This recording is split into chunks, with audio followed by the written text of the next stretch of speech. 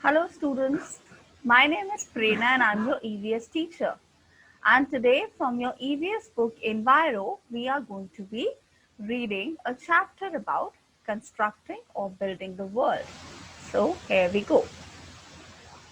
This is chapter number 22 and the name of the chapter is Building the World. So let us see what this chapter is all about. When we look all around, we see different structures such as roads, footpaths, drains, canals, electric poles, bridges, buildings, etc. These are the structures that we need, and these are the structures that also make our life safe and comfortable. Construction of all these structures requires planning, money, raw material, plenty of water and tools. So the bridge around you or the tall buildings around us, they require a lot of material to be made properly. Many laborers along with skilled people are engaged in building these structures. Let us learn about those who build these structures and what material are used in them. So now, first we are going to talk about the people who are involved in this construction activity. The first category of people that we are talking about they are known as architect, and they are the ones who design the entire building. They design the height, they design the width, they design the entire elevation of the building and various other factors. A design is simply a plan showing the layout of the rooms, doors, windows, and open spaces. The basic design of the structure is called as a blueprint. All right. So it's basically a sketch which tells you how the entire house will look like. He uses tools like drawing boards, compass, etc. to make that entire design. Then there's a town planner. He checks the plan and approves them. Next, we have civil engineer. Who is the civil engineer? He also looks at the plan to see if it is correct or not. Then he supervises the contractors who arrange for the mason, laborer and building material. He also designs the foundation and ensures that it is laid properly so that the building is strong. The next person that you have who are involved in construction activity is the mason, who along with laborers, they use bricks and cement to lay the foundation of the building, construct support structures and build the walls, floor and roof of the building. So the first four people that we have studied is first is an architect who makes the entire plan. Then you have a town planner. Then you have a civil engineer who approves the plan and he coordinates with the mason and with the laborers to ensure that proper construction happens, and that too in a designated time. Then of course you have mason who along with labor, they are the ones who start laying the foundation. They use cement, they use bricks, they use various other material to construct a particular piece or particular building. Then there are some other people like a welder. He joins steel or iron with nuts and bolts using welding machines. So you might have seen a few people who are working um, on the construction site, and they're wearing some strange kind of glasses, and when they're working, there's certain fire sparks that come out. Those are the welders. Then you have carpenter, of course, one who uses wood to make windows and doors and other material. Then of course we have electrician. He is the one who looks into the entire fitting of the wires of the entire electricity setup is done by an electrician. And plumber is the one who looks at the aspect of the house in which the water fittings have to be done, water and sanitation. Then you have a glass fitter. He fits the glass sheet and window panes. A team of painters apply plaster of Paris and paint the walls, generally of color that we tell them. Then there is an interior designer who adds beauty to the house. So these are the people. So there's an architect, then there's a town planner, civil engineer. These are the masons. There's the welder I told you about. Then you have an electrician. Then you have a plumber, glass fitter, team of painter, and this is the interior designer who's telling you, who probably tells you that this is the color combination that you can use. Maybe you can use these kind of curtains with the background color. So basically to beautify the house. Then you have building material. So it says different types of material are used for constructing a house or building.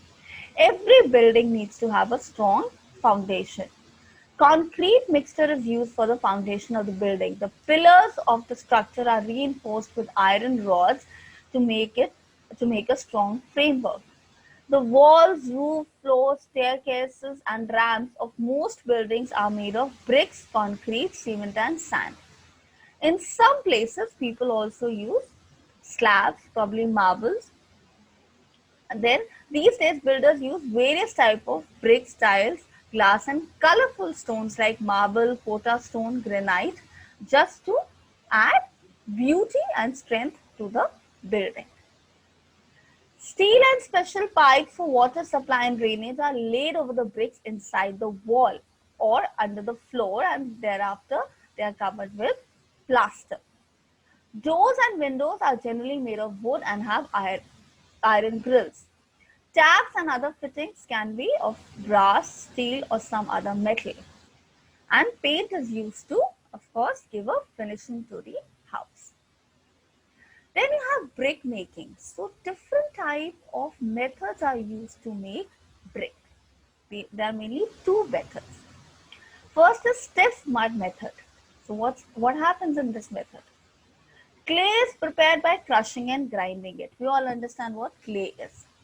Then the prepared clay is mixed with a little water to form a stiff dough, and then the air is pressed out of it.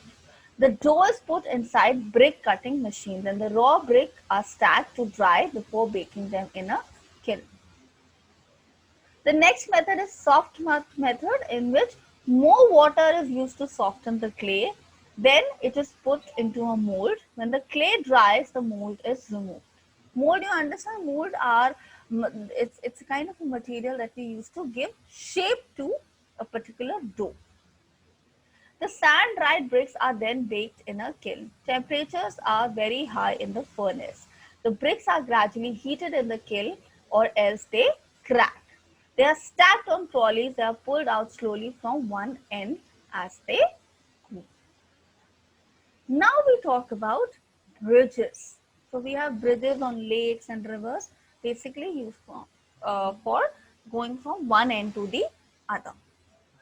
In earlier time, people used wooden planks or bamboo poles as bridges. Later, they used stones, ropes, and bricks. In modern time, some bridges are made of stones and some made of bricks. Most modern bridges have concrete and steel framework. The structure of a bridge depends upon the purpose for which it is built, the load that it has to bear. For example, is a bridge on which heavy trucks have to pass through. Can you make a wooden bridge? No, you need to have made it out of solid material, solid bricks, solid stones. Now it says there are different types of bridge. Beam bridge is made of a beam that is supported by pillars at each end. Long beam bridges need a lot of pillars for support. These pillars are called as spires, and the distance between two pillars is called the span of the bridge. And this is the oldest and simplest kind of bridge. Next, you have the arc, like the name itself says, like a C. They were originally built of bricks and stone, but these days are built of concrete and steel. At both ends of an arc bridge, there are structures called abutments. So they're like, two strong structures, and there's an arc which is between these abutments. Then you have cantilever bridges, which is so that each half of the bridge is balanced on a support. The support is placed not at the end, but at the middle of the span. So in the middle of the bridge, there's a support. The Howrah Bridge in Kolkata is the busiest cantilever bridge in India. Then you have suspension bridges, as the name itself says. These bridges can be suspended. Can be suspended means they can be closed, and they probably hang from steel cables supported by high towers. These cables are supported by towers and called main cables, and the suspender cable join the main cables to the roadway of bridges. Then you have movable bridges. They're made up of make up a class of bridges in which portion of the bridge moves up and swings to allow extra clearance of the bridge. They are usually found over busy waterways. Now next you have strange bridges. So see, now they've given, this is the beam bridge. This is an arc, like a sea I told you, cantilever, the Howrah bridge is given. Then the movable bridge, you can see that it can be moved, and then you have the suspended bridge. All right. Strange bridges. Samuel travels a lot with his father, who is a well-known cameraman. He has pictures of few strange bridges he saw on his travels. So these are the strange bridges that we are going to see. They are not very safe. Bridges made of cement and concrete or steel wires are stronger. So if you see the bridge over a stream, just over the fallen tree, then you have made up of wooden planks tied with ropes. And then there's a bridge made of bamboo, and it is used in areas of heavy rainfall. So see, we have learned so much about the building materials. So next time if you see construction happening somewhere, just spend some time at the construction site and see how the entire work is going. Thank you so much.